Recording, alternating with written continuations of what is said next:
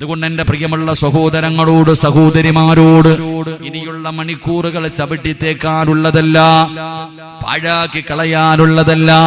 ഇനിയുള്ള മണിക്കൂറുകൾക്ക് വല്ലാത്ത വിലയാണ്. അതുകൊണ്ട് പാഴാക്കി കളയല്ലേ. മുത്തുനബി അവിടെന്ന് പറയുന്നു വശഅബാനു ഹുവൽ മുകഫിറൂൻ. ഈ മാസത്തിന്റെ ഒരു മഹത്വം ഞാൻ പറയാം. ഇനിയുള്ള മണിക്കൂറുകൾ പാഴാക്കേണ്ട മണിക്കൂറുകളല്ല. ആ മണിക്കൂറുകളുടെ വില എന്തെന്നറിയുമോ? വശഅബാനു ഹുവൽ മുകഫിറൂൻ. പാപങ്ങൾ പൊറുക്കുന്ന മാസമാണ് ശഅബാനെന്ന് നബി മുഹമ്മദ് മുസ്തഫ സല്ലല്ലാഹു അലൈഹി വസല്ലമ തങ്ങൾ പറയുകയാണ്, പാപം പൊറുക്കുന്ന മാസമാണ്. റമദാനിന്റെ 27-ാം രാവിലെ ഒറ്റ ദിവസം കൊണ്ട് കഴുകിക്കളയാമെന്ന് നീ ചിന്തിക്കണം.